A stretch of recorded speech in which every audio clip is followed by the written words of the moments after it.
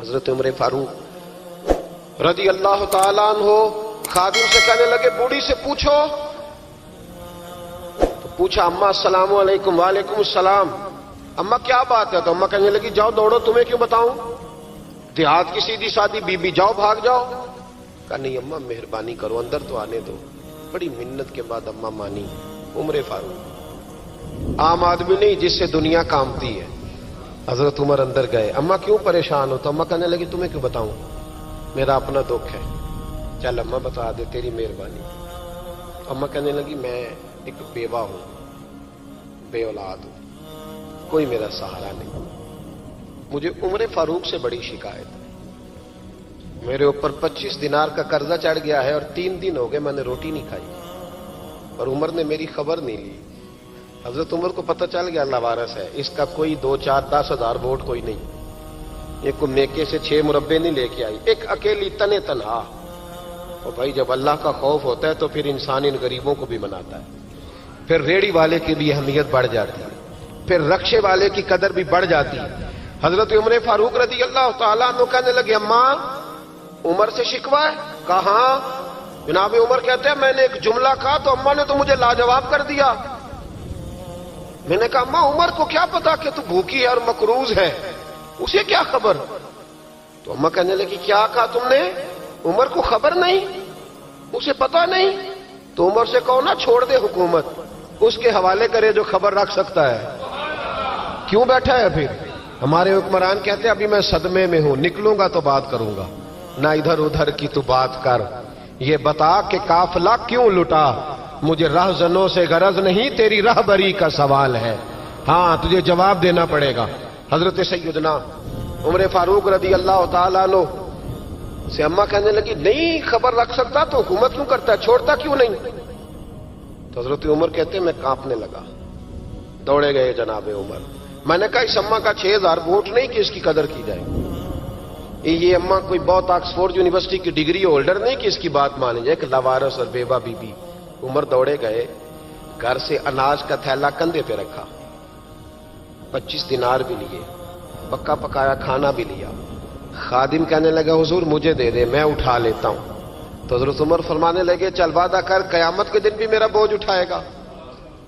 کہنے لگا جی نہیں وہاں نہیں اٹھا سکتا. فرمایا پھر آج بھی نہ اٹھا، مجھے ہی اٹھانے دے، یہ میرا بوجھ ہے تو مجھے ہی. اماں کے سامنے 25 دینار بھی رکھے. پھر اماں کو حضرت فاروق اعظم نے 2 مہینے کا راشن بھی دیا، پھر پکا پکایا کھانا بھی دیا. معمولی آدمی کی بات نہیں کر رہا، 24 لاکھ مربع میل کا حکمران. حضرت عمر مدینے میں بیٹھ کے کبھی للکار دیں تو کیسر و کسریٰ کی ٹانگیں کانپیں. جناب عمر فاروق رضی اللہ کھانا کھلا کے اماں چارپائی پہ تھی تو عمر نیچے بیٹھ گئے. کہنے لگے اماں چل عمر کو معاف کر دے، چل چل جانے دے، کوئی عرض نہیں، بیچارے کو پتہ نہیں چلا. تو اماں کہنے لگی تو نے پھر عمر کا ذکر چھیڑ دیا. بیٹے میرے گھاؤ بڑے گہرے ہیں، میرے زخم بڑے سخت ہیں، کلیجہ پھٹے تو تجھے دکھاؤں کتنی تکلیف میں ہوں. میں تو پکا ہوا پھل ہوں، کسی وقت بھی دنیا سے چلی جاؤں گی. میں نے عمر کو معاف نہیں کرنا. جب میں قبر میں جاؤں گی نا، نبی کریم علیہ السلام آئیں گے تو میں عمر کی شکایت کروں گی. میں کہوں گی حضور اس سے پوچھئے یا رسول اللہ بیوہ اور بوڑھی کا خیال ہی نہیں کیا. تو آپ کے غلام کہتے ہیں میں نے عمر کو کبھی اتنا روتے نہیں دیکھا جتنا آج روئے. کہنے لگے اماں عمر کو میں جانتا ہوں وہ کمزور ہے، یہ شکایت نہ لگانا، وہ کمزور ہے، مقابلہ نہیں کر سکے گا، یہ شکایت نہ لگانا، چل معاف کر دے. تو اماں کہنے لگی اچھا تو مجھے کچھ اچھا لگتا ہے، جا تیری خاطر عمر کو معاف کیا، تو پیارا لگا ہے، جا معاف کیا، تیری خاطر معاف کیا، تیری خاطر عمر کو معاف کیا. حضرت عمر فاروق کہنے لگے مجھے لکھ کے دو. کون اتنے جتن کرتا؟ کون؟ کسی سے کہنا جا اپنی اماں کو منا لے، تو کہتے ہیں نہیں میری غلطی کوئی نہیں تو مناؤں کس بات پہ؟ ہمیں تو 20 دلیلیں آتی ہیں. جا ابا کے پیر پکڑ لے. پتہ ہے نبی پاک علیہ السلام نے فرمایا جس کا باپ راضی ہوگا اسی کا اللہ راضی ہوگا، اور جس کا باپ ناراض ہوگا وہ سارا دن وظیفے پڑھے، اس کا اللہ راضی. یہ ابو داؤد شریف کی حدیث ہے. نا جی بڑی مہربانی پیسے نہ لائیے گا آپ. اب بات سنیں، وہ بھی میں سمیٹنے کی طرف آ رہا ہوں، ختم کر رہا ہوں، آپ میری بات پہ توجہ رکھیں. عزیز بھائی، نبی کریم صلی اللہ تعالی علیہ وسلم نے جو اپنے غلاموں کی تربیت کی تو حضرت عمر فاروق کہنے لگے لکھ کے دو. लिख दो। तो अम्मा कहने लगी आप लिखें मैं साइन कर देती हूं, आप लिख दे मैं साइन करती हूं। हजरत उमर ने लिखा फलां बिनते फलां को उमर से शिकायत थी, फिर उन्होंने उमर को माफ कर दिया। अम्मा साइन करने ही लगी थी, साइन करने ही लगी थी कि मौला अली शेर खुदा आ गए, हजरत अब्दुल्ला इब्ने मसूद आ गए। ओहो उमर यहां बैठे हुए हो, मैं सारे मदीने में तलाश कर रहा था, यहां बैठे हो, वो कुछ लोग मिलने आए, निकलो। अम्मा ने सुना कि ये उमर थे तो अम्मा उठ के खड़ी हो गई। आय हाय उमर थे, आप उमर थे? तो जनाब उमर कहने लगे अम्मा तूने जो कहा ठीक कहा, लेकिन अपने वादे पे कायम रहा, ये जरा साइन कर दे। अम्मा ने साइन किए तो हजरत उमर फारूक फरमाने लगे अली आ गए हो तो बतौर गवाह तुम भी दस्तखत कर दो। अब्दुल्ला इब्ने मसूद तुम भी बतौर गवाह दस्त। जब साइन हुए तो जनाब उमर ने रुक्का लपेटा और मौला अली शेर खुदा से फरमाने लगे अली ये रख लो, मुझे लगता है मैं तुमसे पहले दुनिया से जाऊंगा, और जब मैं पर्दा कर जाऊं ना तो ये रुक्का मेरे कफन में रख देना। अगर हुजूर अलैहिस्सलाम ने पूछा ना मेरी उम्मत के साथ क्या सलूक करके आए हो, तो रुक्का निकाल के कहूंगा या रसूलल्लाह एक बूढ़ी नाराज थी, मैं उसे भी राजी करके आया हुजूर, ये मैं राजी। भाई जब तक हम अल्लाह से नहीं डरते मुआशरा इस्लाह पजीर नहीं हो सकता। हजरत उमर फारूक रजी अल्लाह तआला अन्हु ना बाहर वालों का भी बड़ा सख्त हिसाब करते थे। बड़ा एक गवर्नर साहब ने लिबास बड़ा शानदार पहनना शुरू कर दिया था, तो हजरत उमर ने उतरवा के ना तो उन्हें टाट का लिबास पहना के तो ऊंट चराने की ड्यूटी दे दी थी। इतना सख्त एहतसाब करते। कसाई की दुकान पर भी 1-2 घंटे खड़े होते थे। जो आदमी मुसलसल 2 दिन गोश्त खरीदता था ना, फरमाते थे इसका टैक्स बढ़ा दो, लोगों को दाल नहीं मिल रही और ये रोज गोश्त खाता है। हजरत फारूक आजम उसको जजिया कहा जाता था या कुछ और मामलात होते थे बढ़ा देते थे। मुसलसल जो 2 दिन आदमी गोश्त खाता था, फरमाते थे मदीने में गुर्बत है, अगर ये वाला निजाम तुम करोगे तो गरीब लोग किसकी तरफ देखेंगे। लेकिन उससे ज्यादा बढ़कर जो उनकी जिंदगी का म्यार और स्टेटस था वो ये था कि अपने घर का खास ख्याल रखते, खास तवज्जो करते। मुल्क शाम से और ईरान से कुछ लोग आपकी खिदमत में आए तो वहां से कुछ कनीजें भी आईं, उनके बादशाह पैगाम लेके। शाह ईरान की कनीज को मलका ने कहा कि ना हजरत उमर की जौजा को देख के आना जरा किस तरह की है। हमारे मुल्क में क्या कहते हैं खातून अव्वल जी, खातून, बाकी सारे दोनों में खातून अव्वल, जरा खातून अव्वल को देख के आना। तो वो जब आई ना घर में मिलने तो कहा कि मुझे मेरी मलका ने कहा था कि उमर की जौजा से अहलिया से मुलाकात करके आना। तो हजरत उमर की अहलिया ने ना एक जोड़ा कपड़ों का दे दिया मलका के लिए और एक खुशबू की शीशी दे दी। अब जब वो तोहफे वहां भेज गए तो उस मलका ने ना कुछ सोने का सामान भेजा, कुछ जेवरात भेजे, कुछ तहाइफ भेजे। जब हजरत उमर के घर आए ना वो खादिम लेके आया, उसने कहा जी आपकी अहलिया ने तोहफे भेजे थे। तो जवाब में शाह ईरान की बीवी ने, यहाँ जिस मुल्क का वो सफीर था, उन्होंने भी ये भेजे। तो हजरत उमर फारूक ना वो तोहफे लेके घर गए तो जाके कहने लगे अपनी अहलिया से ये तू कब से तोहफे तहाइफ भेजने लग गई है, ये कब से निजाम शुरू हो गया। तो कहा हुजूर तोहफा देना लेना तो ठीक है, सुन्नत है, मोहब्बत बढ़ती है, तो ये कोई कबाहत नहीं, और मैंने अपनी जाती इस्तेमाल के लिए जो चीजें रखी थी वो मैंने दी हैं। तो हज़रत उमर फारूक रज़ी अल्लाह तआला अन्हु फरमाने लगे हमने किसी मुल्क के साथ और उसके बादशाह के साथ जाती ताल्लुक नहीं बनाना, ताल्लुक जो भी बनेगा रसूलुल्लाह के दीन की बरकत से बनेगा। जाती रिश्ते नहीं हमने कायम करने। जाती आपके मुल्क की जो एयरलाइन जिसका हर साल खसारे का ढंढोरा पीटा जाता है ना, वो हमारे बादशाह साहब और सदर साहब अगर गैर मुल्कियों को घोड़ा कभी भेजना हो ना, घोड़ा, तो पूरा एक जहाज घोड़ा लेके तोहफे में जाता है। पूरा जहाज गरीब कौम का ये सरमाया, और कौम बड़ी बादशाह है, लाइनों में लाके वोट देती है। 2 काम हमेशा लाइन में लाके के करने, एक बिल लाइन में लाके जमा कराना है और एक वोट लाइन में लाके, ताकि फिर पूरे 5 साल लाइन में ही लगे रहें। मर्जी से आप वोट देना, पर जो बात दुरुस्त है उसको सुनो। हजरत उमर फारूक रज़ी अल्लाह तआला अन्हु ने अपनी अहलिया से पूछा कितने का था वो तेरा जोड़ा और खुशबू की शीशी? उन्होंने कहा 3 दिनार की। फरमाया ये 3 दिनार तेरे और बाकी जो तोहफे आए हैं वो तू खुद कह, क्योंकि उसने तेरे नाम भेजे हैं। तू कह कि मैं माले गनीमत में देती हूं, तू कह मैं मुसलमानों को कह تو زوجہ ہنس پڑی، کہنے لگی میں نام بھی کہوں تو مجھے کہنا تو پڑے گا ہی، کہنا تو میں نے ہے ہی، جو کہ سامنے عمر فاروق ہیں، لہذا فرمایا کہہ دیتی ہوں میں نے دیا خزانے کو۔ حضرت عمر نے جمع کرا لیا۔ میں یہ کیا بات ہے، میرے گھر والے جو مرضی کریں، ان کا معیار زندگی جس طرح کا مرضی ہو۔ اور حضرت عمر ایک جملہ کہا کرتے تھے، اللہ کرے کہ یہ باتیں اس دور حاضر میں ہماری سمجھ میں آئیں۔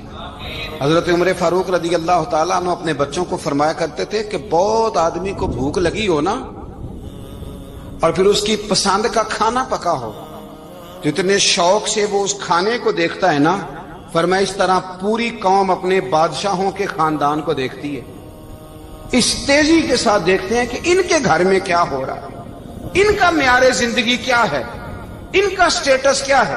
سیدنا فاروق اعظم رضی اللہ تعالی عنہ نے اپنے گھر کے اندر اپنے بچوں، آپ کے بچے دونوں کاروبار کے لیے مصر گئے، تو وہاں کے گورنر صاحب نے لوگوں سے، ایک بہت بڑا قافلہ گیا مدینے سے مصر تجارت کے لیے، جاتے ہیں نا آج بھی قافلے کئی ملکوں میں، تو یہ گئے تجارت کے لیے، تو حضرت عبداللہ ابن عمر، حضرت عبید اللہ ابن عمر، حضرت عمر کے دونوں بیٹے گئے، جناب عمر فاروق کے بچے جب وہاں پہنچے تو مصر کے گورنر نے نا لوگوں کو تعارف کرایا کہ یہ عمر فاروق کے بیٹے ہیں، یہ حضرت یہ چودھری کے بیٹے کو کون بتاتا ہے کہ تو چودھری کا بیٹا ہے؟ باہر والے بتاتے ہیں، گھر والے جی، اور سیٹھ صاحب کے بیٹے کو کون بتاتا ہے کہ تو سیٹھ صاحب کا بیٹا ہے؟ اور مالک کو کون بتاتا ہے کہ تو مالک کا بیٹا ہے اور یہ کرایہ دار ہے؟ یہ کون بتاتا ہے؟ یہ سوچ ہم دیتے ہیں بچوں کو، چودھری اور کمی کی سوچ، امیر اور غریب کی سوچ، مالک اور کرایہ دار کی سوچ، گھر کے مالک کی اور کام کرنے والے کی سوچ، یہ ہم دیتے ہیں، یاد رکھنا، یہ ہم دیتے ہیں، یہ ہمارا مزاج ہے، یہ باہر سے نہیں آتی۔ تو کوئی شہزادہ ہے، تو سیٹھ ہے، تو نواب ہے، یہ سوچ باہر سے نہیں آتی، یہ اماں سوچ دیتی ہے، اماں، یہ ابا سوچ دیتا ہے، اور پھر جب تباہی اترتی ہے تو اس کے ذمہ دار بھی باہر والے نہیں ہوتے، گھر والے ہوتے ہیں، گھر والے۔ ہمارے بچوں کی طبیعتوں پر زیادہ نقش باہر والوں کا نہیں ہوتا، گھر والوں کا ہوتا ہے، یاد رکھیے گا۔ حضرت عمر فاروق رضی اللہ، بچے ہیں، شہزادے ہیں، وہ کاروبار کرنے گئے، اور وہاں لوگوں نے بتایا گورنر صاحب نے کہ یہ فاروق اعظم کے بچے امیر المومنین کے۔ لوگوں نے ان سے زیادہ مال خریدا، تجارت میں زیادہ نفع ہوا، ظاہر ہے کہ وہ آپ کے جو اللہ خیر کرے حکمران ہیں، ان کے کاروبار کتنے ملکوں میں ہیں، کس بنیاد پر ہیں؟ وہ صرف اس بنیاد پر کہ وہ حکمران رہے، ان کے لیے آسان تھا بڑے لوگوں سے تعلقات بنانا۔ حضرت عمر فاروق رضی اللہ تعالیٰ عنہ کے بچے ڈھیروں مال کما کے جب واپس آئے نا، تو حضرت عمر سے آ کے بچوں نے بطور محبت کا، ابا جی اللہ نے بڑا ہی فضل کیا ہے، بڑا مال کمایا الحمدللہ، یہ دیکھیں کتنا نوازا ہے۔ تو حضرت عمر کہنے لگے سارے قافلے نے اتنا ہی کمایا ہے؟ سارے قافلے نے اتنا ہی کمایا ہے؟ تو حضور نہیں، سارے قافلے نے اتنا نہیں کمایا، سب کو اتنا نہیں ملا۔ وہ تو وہاں گورنر صاحب نے لوگوں کو تعارف کرایا تھا کہ یہ عمر کے بچے ہیں، تو لوگوں نے پھر ہم سے بڑا ہی خریدا۔ تو حضرت عمر فرمانے لگے ٹھیک ہو گیا، میں بات سمجھ گیا، اس طرح کرو، جو تمہاری اصل زر تھی نا، جو راز تھی، وہ رکھ لو، اور باقی سارا مال مال خزانہ میں جمع کرا دو، اس لیے کہ یہ تم نے تجارت نہیں کی، یہ تم نے اپنے باپ کا نام بیچا ہے، یہ تم نے امیر المومنین کے بیٹے ہونے کا فائدہ اٹھایا ہے۔ فرمایا یہ تمہارا نہیں حق، یہ مسلمانوں کا ہے، اس لیے کہ یہ مال تم نے محنت سے نہیں کمایا، یہ باپ کی کرسی کا فائدہ اٹھایا ہے۔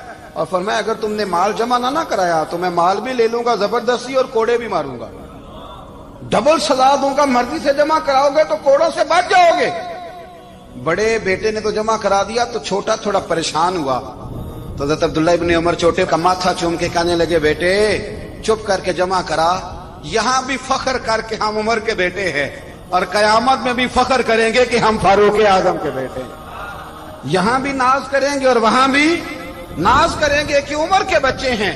ہمارے باپ نے خود بھی حلال ہی کھایا ہے، اور جب ہماری کمانے کی باری آئی ہے تو ہمیں حکم بھی حلال کھانے کا دیا۔ بھائی ہمارا مزاج نہیں، بچہ جب لے کے آتا ہے 2 لاکھ روپیہ تو کبھی پوچھے کہاں سے آیا ہے؟ جب وہ پہلے دن غلط دوستوں کے پاس جا کے بیٹھتا ہے تو کبھی نکالا ہے گھر سے اسے؟ یہ بہت سارے خمیازے ہمیں اس لیے بھگتنے پڑتے ہیں کہ ہم ابتدا میں سوراخ بند نہیں کرتے، جب اس میں شگاف پڑ جاتا ہے، سیلاب آتا ہے تو ہمیں ہوش آتی ہے۔ حضرت عمر نے اپنے گھر میں نگرانی رکھی، کڑی نگرانی۔ زیادہ نماز گھر میں پڑھتے تھے حضرت عمر، نفلی نمازیں زیادہ کیوں بلا؟ بھائی یاد رکھیں کہ آپ نے اگر سجدہ کرنا ہے تو بچہ لیٹ جائے گا، وہ اسے پتا کوئی نہیں سجدہ کیا ہے، لیکن جب گھر میں کبھی قرآن ابا جی کھول لینا، جب ابا جی کا موڈ بن جائے نا لیکچر دینے کا، وہ گھر میں شروع ہو جاتے ہیں، کہتے ہیں آپ لوگ نماز نہیں پڑھتے اس لیے میرے کاروبار میں برکت کوئی نہیں، تم سویرے قرآن پاک نہیں کھولتے تو میں تباہ ہو گیا۔ تو میاں آپ نے کب گھر میں قرآن پاک کھولا تھا؟ آپ نے کب نماز پڑھی؟ آپ نے کب گھر کے اندر اللہ رسول کا ذکر کیا تھا؟ آپ نے کب حدیث چھیڑی؟ آپ نے بھی تو گھر کے اندر جب بھی آپ آئے ہیں تو آپ نے وہی کچھ کیا جو دنیا دار کرتے ہیں۔ آپ بھی تو اپنا موبائل لے کے اللہ کونے میں بیٹھ گئے، آپ نے بھی تو کہا ہے کہ اب تمہارے چینل ختم، اب میری مرضی والا چلے گا۔ تو جو آپ نے کیا ہے بچے بھی وہی کام کریں گے۔ آپ نے بھی گپ شپ لگائی ہے تو وہ بھی لگا رہے ہیں۔ یہ سمجھ لیں جو کام آپ کریں گے آپ اپنے بچوں کی سیرت میں اس کا جلوہ دیکھ لیں گے۔ بڑی پکی سی بات ہے کہ آپ کو بچے کی عادتیں دیکھ کے سمجھ آ جائے گی کہ میں بھی یہی کرتا تھا اور یہ بھی۔ حضرت عمر فاروق رضی اللہ تعالیٰ عنہ وصال فرما گئے تو آپ کے وصال کے بعد حضرت عثمان غنی رضی اللہ تعالیٰ عنہ نے آپ کی ایک بیوہ سے نکاح کیا، حضرت عمر کی ایک بیوہ سے۔ جب وہ آپ کے نکاح میں آئی تو کہنے لگی حضرت عثمان غنی سے کہ حضور نہ تو میں خوبصورت ہوں اور نہ میں جوان ہوں، نہ آپ کی کوئی خدمت کر سکتی ہوں، میرے ساتھ نکاح کرنا سمجھ میں نہیں آیا۔ کیا شاندار جواب دیا حضرت عثمان غنی نے، کیا خوبصورت جواب دیا۔ فرمانے لگے میں نے اس لیے نکاح نہیں کیا کہ مجھے تمہارے حسن سے دلچسپی تھی یا تمہاری خدمت کی ضرورت تھی، میں نے تو اس لیے نکاح کیا ہے کہ مجھے بتاؤ عمر فاروق گھر کے اندر اپنے رب کی عبادت کس طرح کرتے تھے، وہ قرآن پاک کس طرح پڑھتے تھے، وہ رویا کیسے کرتے تھے، استغفار کا طریقہ کیا، کس وقت کس انداز میں وہ اپنے رب کو یاد کرتے تھے۔ اس لیے کہ عمر کئی دفعہ گھر سے آتا تھا تو میں اس کے چہرے پر نور دیکھا کرتا تھا، میں روشنی دیکھتا تھا، ایک معیار دیکھتا تھا۔ نکاح اس لیے کیا ہے کہ مجھے عمر کی جو گھر کے اندر کی عبادت ہے اس سے آگاہ کرو، تاکہ عثمان غنی بھی چاہتے ہیں اس طرح کے عمل کرو جس طرح کے عمر فاروق کر کے گئے ہیں۔ بھائی جب تک ہم اپنے گھر میں وہ توجہ نہیں دیں گے، وہ مزاج دیکھیں نا، ہمارے گھروں میں جب نقشہ پاس ہوتا ہے تو ٹی وی لان بھی اس میں ہوتا ہے، ڈرائنگ روم بھی ہوتا ہے، نماز کی جگہ بھی ہوتی ہے نقشے میں۔ صحابہ جب گھر بناتے تھے تو ایک مسجد بیت کا نقشہ پاس کرتے تھے، ذہن میں رکھتے تھے کہ یہ کونا نماز کے لیے، وہاں جوتے لے کے کوئی نہیں جائے گا، وہاں نماز پڑھی جاتی تھی، عورتیں وہاں اعتکاف کرتی تھی۔ ٹی وی لان تو آ گیا ہے اور گھر کے اندر ٹی وی رکھنے کے لیے تو ایک کمرہ الگ سے بنا دیا گیا ہے، اور اب جو نئے نقشے پاس ہو رہے ہیں اس کے اندر گھروں کے اندر جگہ بنائی گئی ہے جہاں کمپیوٹر رکھے جائیں، اور بچوں کے لیے وائرنگ ہوگی نیچے تاکہ انہیں کوئی مشکل درپیش نہ ہو۔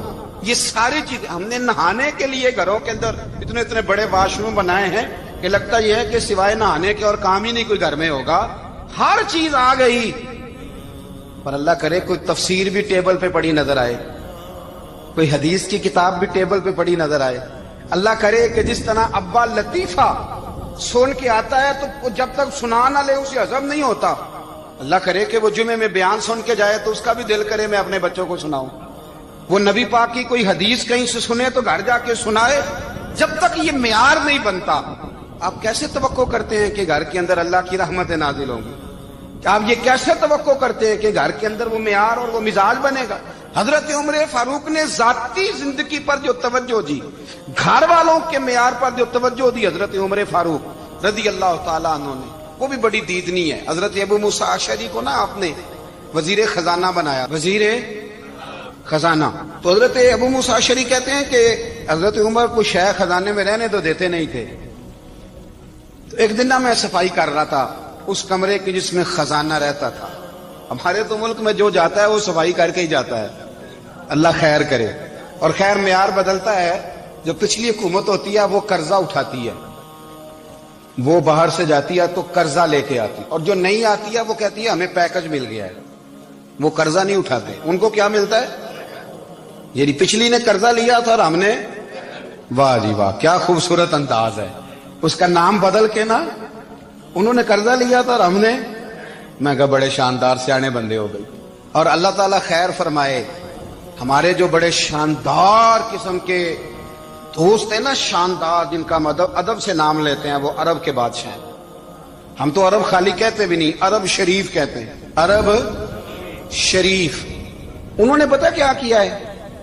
انہوں نے اس طرح کیا ہے کہ جو کشمیریوں کا قاتل تھا نا، اس کے گلے میں میڈل ڈال دیا ہے۔ یہی کام وہ کرتے رہتے۔ انہوں نے پہلے انہیں بلا کے مندر بھی بنوائے تھے، ہمیں کوئی شکوہ نہیں، ان کی زمین ہے، اللہ تعالیٰ توفیق عطا کرنے والا ہے، پر خیال یہ تھا کہ چلو کشمیریوں کے زخموں پر نمک نہ چھڑکتے، 2 مہینے انتظار کر لیتے، کچھ حالات سنور جاتے، کچھ تھوڑا انتظار۔ ہیں ہمارے دوست، ہمارے وزیر اعظم صاحب جب جاتے ہیں تو وہ پھولوں کا ہار ڈالتے ہیں ہمارے دوست، لیکن انہیں وہ حدیث یاد نہیں کہ نبی پاک علیہ السلام نے فرمایا جب میرے مومن کو تکلیف ہوتی ہے تو مجھے بھی گنبد خضرا میں تکلیف ہوتی ہے۔ انہیں نہ کشمیریوں کا خون یاد نہیں آیا، انہیں برہان وانی کی کٹی ہوئی لاش یاد نہیں آئی، انہیں 30,000 بیوہ عورتیں 30,000 بیوہ عورتیں یاد نہیں آئی، 30,000 بیوہ عورتیں جن کے سواگ اجڑ گئے، اور انہیں 1.25 لاکھ یتیم بچہ یاد نہیں آیا جو یتیمی کی زندگی گزار رہا ہے، اور اس کے باوجود بہت بڑے ذمہ دار ہے وہ۔ مجھے پڑھ لینے دو آج احمد فراز کا شعر، وہ ہمارے مکتب کوئی ایسا نہیں کہ وہ مولوی تھا، وہ غیر جانبدار تھا، پر مجھے آج پڑھ لینے دو اس کا شعر، ایک کلیجے کا درد ہے، پڑھ لینے دو۔ اس نے کہا تھا کہ پڑھتا ہوں تو کہتی ہے یہ خالق کی کتاب ہے، مثل یہودی یہ سعودی بھی عذاب، اس قوم کے بارے میں کیا لکھوں فراز، کعبے کی کمائی سے جو پیتے ہیں شراب، کعبے کی کمائی سے جو پیتے ہیں شراب، اس قوم کے بارے میں کیا لکھوں فراز، کہ کعبے کی کمائی سے جو پیتے ہیں شراب۔ میں خیال نہیں آیا تمہارا صرف دین یہ ہے کہ قبریں گرا دو، مزارات گرا دو، فقط یہ دین ہے؟ کوئی نبی پاک کے روزے کی طرف منہ کرے تو اسے مشرک ہو، یہ دین ہے؟ اس کا نام مذہب رکھا ہے تم نے؟ مذہب تو اس کا نام ہے کہ جو رسول اللہ کا نام لینے والا ہے وہ ہمارا یار ہے، اور جو نبی پاک کا نام لینے والا نہیں، ہمارا اس سے کوئی تعلق، یہ دین ہے۔ حضرت عمر فاروق کی سیرت سنا رہا ہوں، حضرت عمر کی۔ حضرت ابو موسیٰ اشعری نے ایک عیسائی کو منشی رکھا تھا، اکاؤنٹ آفیسر حضرت ابو موسیٰ اشعری نے۔ تو حضرت عمر فاروق بول پڑے، کہنے لگے تمہیں مسلمان کوئی نہیں ملا تھا؟ کلمہ گو نہیں تمہیں نظر آئے؟ کشمیریوں کی لاشیں نظر نہیں آتی؟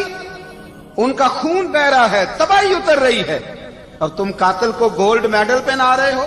اور یاد رکھنا، جب مسلمانوں کی بچیاں روندی جاتی ہوں نا تو پھر اسلام امن کا درس نہیں دیتا، پھر اسلام جہاد کی بات کرتا ہے، پھر اسلام جہاد کی بات کرتا ہے، جہاد کی۔ وہ قومیں غیرت مند نہیں ہوتی کہ جن کے گھروں میں آگ لگی ہو اور وہ غیروں کو ہار پہناتی پھرے۔ اللہ کا کچھ خوف کرو، زندگی مختصر ہے، دبئی میں کتنے رہے اور کتنے چلے گئے، خدا را کچھ خدا۔ تم سے اچھے تو وہ نیو یارک کے رائٹر ہیں جو کم از کم اپنے کالموں میں کشمیر کی بات کرتے ہیں، تم سے اچھا برطانیہ کا وہ شخص ہے جو کم از کم BBC لندن پہ رپورٹ جاری کرتا ہے تو کہتا ہے کشمیر پہ ظلم ہو رہا ہے۔ تم سے تو وہ اچھے رہ گئے، تم نے بات کرنا تو دور کی بات، تم نے دشمنوں کے گلے میں ہار پہنانے شروع کر دیے۔ کل جب پوچھیں گے بلا کے تم کو اپنے سامنے، کیا جواب جرم دو گے تم خدا کے سامنے؟ بڑی تکلیف ہوئی، بڑی تکلیف ہوئی۔ وہ نا منصور حلاج کو پھانسی دی جا رہی تھی تو حضرت جنید بغدادی بھی آ کے دیکھنے لگے، تو منصور حلاج کہنے لگے بابا سارا زمانہ دیکھے پر تو نہ دیکھ، سارا زمانہ تماشا دیکھے انہیں تو پتا کوئی نہیں نا، تو نہ دیکھ۔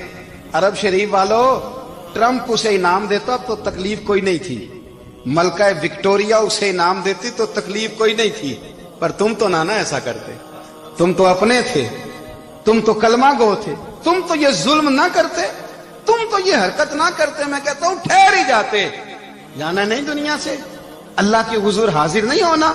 جب رسول اللہ قبر میں آئیں گے تو کیا جواب دو گے؟ خدا را، حضور نے فرمایا تھا گناہ روک نہیں سکتے تو دل میں ہی برا جان لو، ذالک اضعف الایمان، یہ کمزور ایمان ہے، کم از کم اتنی حد تک تو آ جاؤ، دشمن سے گلے تو نہ ملو۔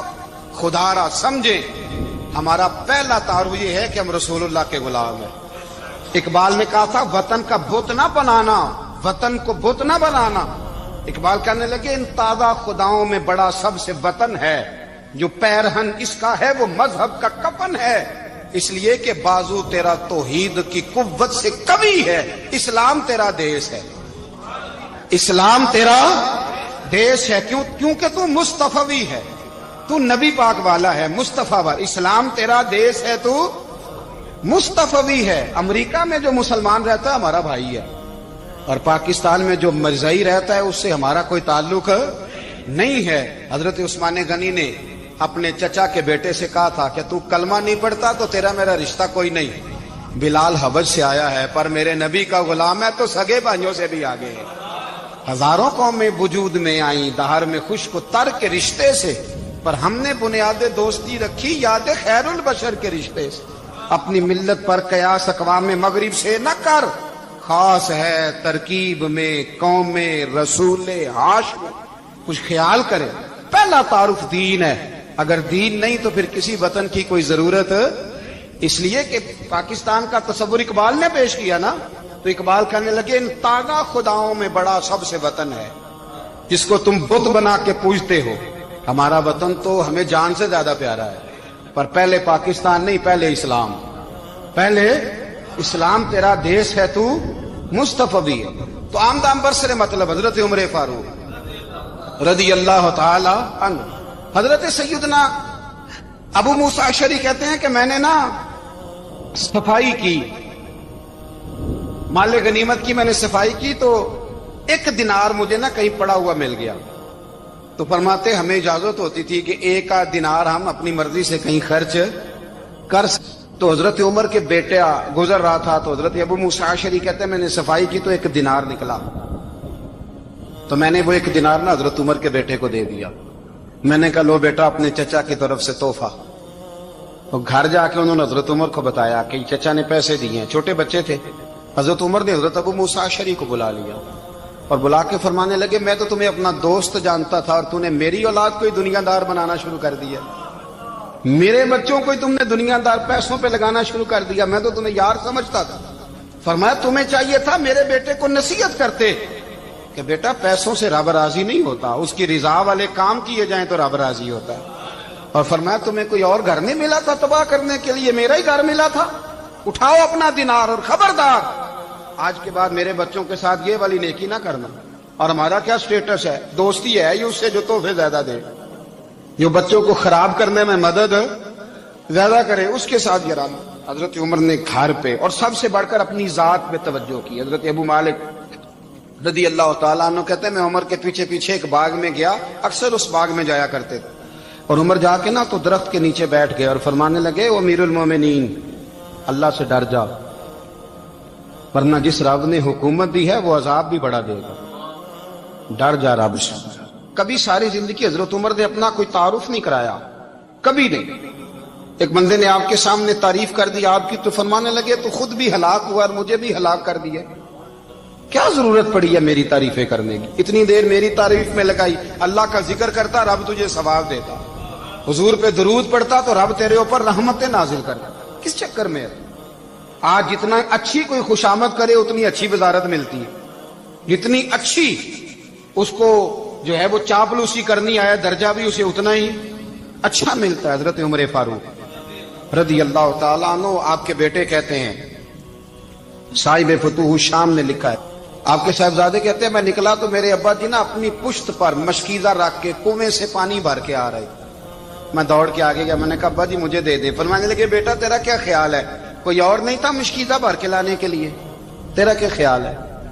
کہا ابا جی بڑے لوگ تھے پر آپ کیوں اٹھا رہے ہیں؟ فرمانے لگے نفس نا ذرا میرا بڑا ہو گیا تھا، اسے ذرا ذلیل کر رہا ہوں، ذرا اپنا محاسبہ کر رہا ہوں، یہ مجھے کہہ رہا تھا تو بڑی چیز ہے، تو میں نا ابھی مشکیزہ گھر رکھ کے آؤں گا، پھر تیری ماں نے مجھے کہا ہے کہ گھر میں لکڑیاں کوئی نہیں جلانے کے لیے، پھر میں جنگل سے لکڑیاں کاٹ کے لاؤں گا، اب میں امیر المومنین بن کے نا تو میرا نفس تھوڑا بڑا ہو گیا۔ اب یقین کریں ہمارا ہاضمہ خراب ہو جاتا ہے جب تک ہمارا تعارف صحیح نہ ہو، ہمارا تعارف ٹھیک نہ ہو، میں یہ ہوتا ہوں میں وہ ہوتا ہوں، چھوڑ مٹی دیں تے مٹی رہنا ہی، مٹی دیں تے مٹی دیں تے مٹی رہنا ہی، ایویں کادی بلے بلے اج مٹی دے اتے بندیا تے کل مٹی دے تھلے، مٹی دیں تے मिट्टी रहने कादी बल्ले, मुझे पूछ लो, मुझे जान लो, मेरा नाम ले लो, मैं भी आया हूं, मैं भी होता हूं, मेरा भी ये तज़किरा है। मैं बदकार पुराना खादम, किसे दर मिली न ढोई, ये ते वासफ यार ने नजर जो की थी ते वासफ वासफ ही हुई। ये तो बड़ी बात की बात है, तो बात की बात है साहब, वरना मन नानम के मन नानम, जो हम हैं उसका हमें पता तो है ना भाई। कभी भी ये जो जात का चक्कर है ना, मैं भी हूं, मुझे भी, ओ भाई याद रखो मैं कौन हूं।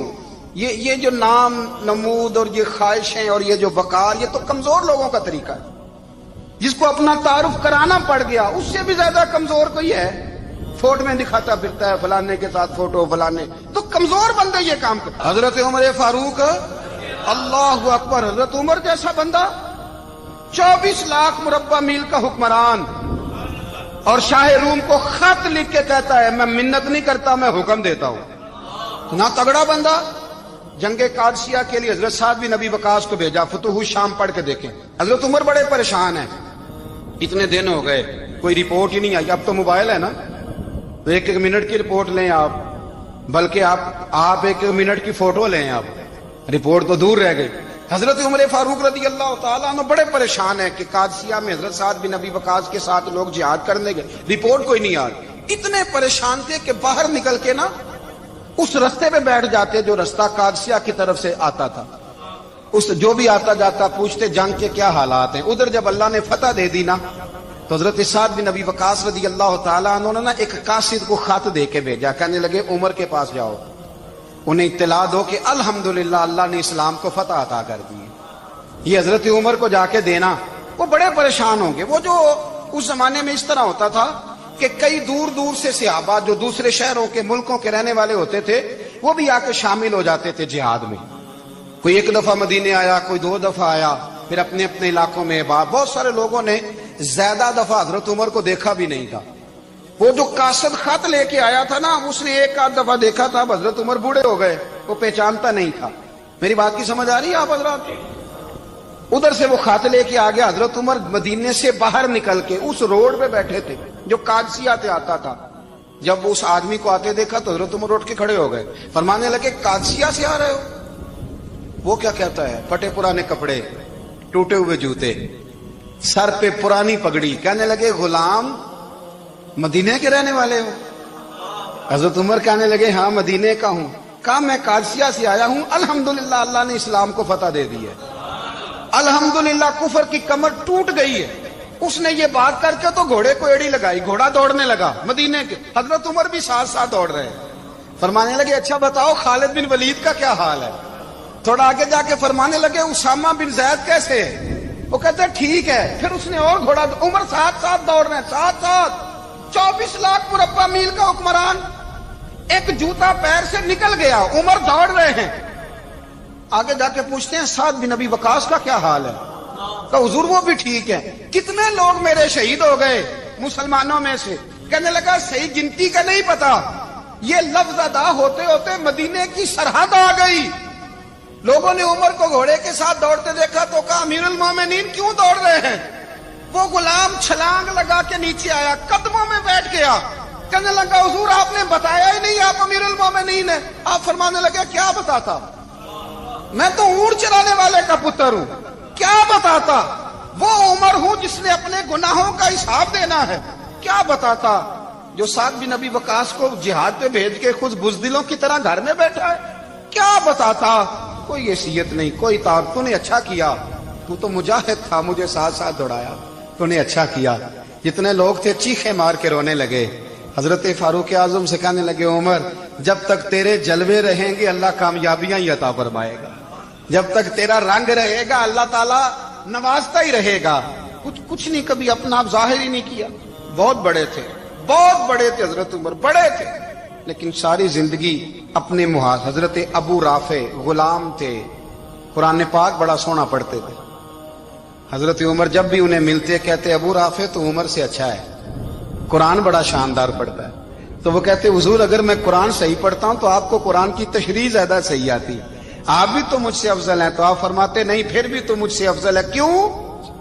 इसलिए कि तू अपने गुलाम अपने आका की नौकरी भी ठीक करता है और रब की इबादत भी ठीक करता है। اور مجھے خالص صرف عبادت کرنی ہوتی ہے وہ بھی ٹھیک نہیں کر پاتا. ساری زندگی اپنا محاسبہ، ساری زندگی اپنے گریبان میں دیکھا، ساری زندگی اپنے آپ کو پرکھا، اپنے آپ کو ٹٹولا. 62 سال عمر بیت گئی. حضرت حذیفہ بن یمان ایک صحابی تھے. میرے نبی کریم علیہ السلام نا ان سے راز کی باتیں کرتے تھے. ہر بندے کا ہاضمہ ٹھیک نہیں ہوتا، سب سے راز کی بات نہیں کرنی چاہیے. حضرت حذیفہ بن یمان کہتے ہیں حضور راز کی باتیں بتاتے. مدینہ منورہ میں جو منافقین تھے ان کی لسٹ بھی نبی پاک نے حضرت حذیفہ بن یمان کو دی تھی. جب کوئی مشکوک آدمی مر جاتا نا تو صحابہ کہتے ہیں ہم دیکھتے اگر حضرت حذیفہ نے جنازہ پڑھا تو ہم بھی جنازہ پڑھ لیتے. نبی پاک نے بھی کچھ جنازے نہیں پڑھے. ترمذی میں ہے فرمایا عثمان سے جو بغض رکھے اس کا جنازہ نہیں پڑھیں گے. حضرت حذیفہ بن یمان اگر جنازہ پڑھتے تو لوگ پڑھتے، وہ نہ پڑھتے تو لوگ جنازہ نہ پڑھتے. حضرت حذیفہ بن یمان کہتے ہیں جناب عمر فاروق کی خلافت کے آخری ایام تھے، کچھ دنوں کے بعد وہ شہید ہو گئے. فرماتے آدھی رات کا وقت تھا، میں گھر میں سویا تھا بڑا بے فکر، اچانک میرے دروازے پہ دستک ہوئی، میں گھبرا کے اٹھا. اتنی رات کو کون آیا؟ اتنے قربان جاؤں. دروازے پہ گیا تو امیر المومنین فاروق اعظم دروازے پہ. میں نے کہا عمر کوئی حکم تھا تو مجھے بلا لیتے. کہنے لگے میں نا امیر بن کے نہیں آیا، تیرا ویر بن کے آیا ہوں. امیر المومنین کی حیثیت سے سرکاری کام سے بلاتا تو وہاں بلاتا، مجھے ایک ذاتی کام پڑ گیا. کہتے میں نے عمر کو گھر کی اندر بلا کے چارپائی پہ بٹھایا. میں نے کہا حضور میں غریب آدمی میں کیا آپ کے کام آ سکتا ہوں؟ تو کہتے ہیں انہوں نے نا مجھے ساتھ بٹھا لیا، پھر میرا ہاتھ پکڑ لیا. کہنے لگے تو عمر کو جانتا ہے؟ عمر جھوٹ نہیں بولتا. تو جانتا ہے؟ عمر وعدوں کا پکا ہے. کہا حضور جانتا ہوں. کہا میں اس وقت آیا ہوں جب دیکھ بھی کوئی نہیں رہا. حضرت حذیفہ بن یمان کہتے ہیں پریشان ہو گیا، حضور پہلیاں نہ بجھوائے، مہربانی کر بتائیں کدھر آئے ہیں. حضرت عمر فاروق فرمانے لگے 62 سال کا ہو گیا ہوں، 63 میں چل رہا ہے، داڑھی سفید ہو گئی ہے، ال پک گیا. اٹھ فریدا ستیا، داڑھی آ گئی پور، اگا نیڑے آ گیا، پیچھا رہ گیا دور. اب قبر اشر کا معاملہ صاف نظر آنے لگا ہے. کہا حضور مجھ سے کیا چاہتے ہیں؟ حضرت عمر رو پڑے. کہنے لگے آج میں عشاء کے بعد نکلا ہوں تو نبی پاک کے صحابہ مجھے نیک کہہ رہے تھے. پھر میں نے بچوں کی ماں سے اور بچوں سے بھی پوچھا ہے، وہ بھی مجھ سے راضی ہیں. پر حذیفہ تیرے ساتھ نبی پاک راز کی باتیں کرتے تھے، سچ بتا کہیں عمر کا نام منافقوں میں شامل تو نہیں؟ سچ بتا ان منافقین میں تو شامل نہیں؟ کہیں اوپر سے تو نہیں سارا کچھ؟ حضرت حذیفہ بن یمان کہتے ہیں میں باپ کے مرنے پہ اتنا نہیں رویا جتنا عمر کے سوال پہ رویا. میں قدموں میں بیٹھ گیا. میں نے کہا نہیں عمر یہ تو میں نے نہیں سنا، لیکن یہ میں نے نبی پاک سے ضرور سنا ہے کہ میرے بعد اگر کوئی نبی ہوتا تو عمر ابن خطاب ہوتا. یہ میں نے اپنے کانوں سے سنا ہے کہ عمر جس گلی سے گزرے شیطان رستہ بدل جاتا ہے. یہ میں نے اپنے کانوں سے سنا ہے کہ 950 سال حضرت جبریل جناب عمر کی شان بیان کریں تو پھر بھی بیان نہیں ہو سکتا. یہ میں نے ضرور سنا. دوستو ساری زندگی حضرت عمر نے اگر دوسروں کا محاسبہ کیا تو اپنا اور اپنے بچوں کا بھی کڑا خیال رکھا. اپنی ذات پر بڑی توجہ دی. جو لوگ اپنا بھول جاتے نا، ہمیں اپنی صحت کا بڑا خیال ہے لیکن اپنی روحانی زندگی کا کوئی خیال نہیں ہے، قلبی زندگی کا کوئی تصور نہیں ہے. آپ یقین کریں موٹا آدمی کمزور ہونے کے لیے جدوجہد کر رہا ہے، کمزور طاقتور ہونے کے لیے، لیکن جس کو کتنے دن بیت گئے اللہ رسول کی یاد میں رویا ہی نہیں، کتنے دن بیت گئے نہ سننے کو دل ہی نہیں چاہا، جسے مہینوں بیت گئے اور قرآن پاک کی طرف نظر ہی نہیں گئی، وہ فکر مند ہی نہیں. زندگی زندہ دلی کا نام ہے، مردہ دل کیا خاک جیا کرتے ہیں. بھائی حضرت عمر کی زندگی دور حاضر میں ہمیں یہ سبق دیتی ہے کہ کڑی نگرانی رکھو اپنے پودوں کی، کڑا خیال رکھو اپنے ذاتی باغ کا، اور یہ جو تمہارے دل کی دنیا ہے یہ تمہاری روح کی زندگی ہے، اس کا محاسبہ کرتے رہو. نبی کریم علیہ السلام نے فرمایا اپنا حساب خود کر لو قبل اس کے کہ تمہارا حساب کیا جائے. اپنا حساب بولیے، اپنا حساب.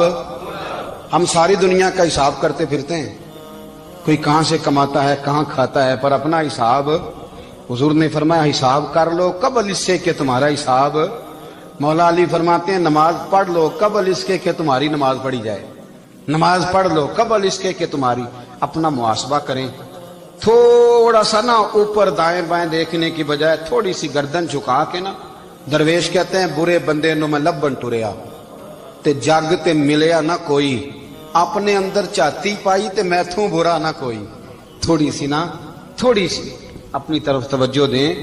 ہم نا بے چین وقت گزار رہے ہیں، بے قرار ہیں، بے سکون ہیں، سبب یہ ہے کہ ہم نے نا اپنا حساب کرنا چھوڑ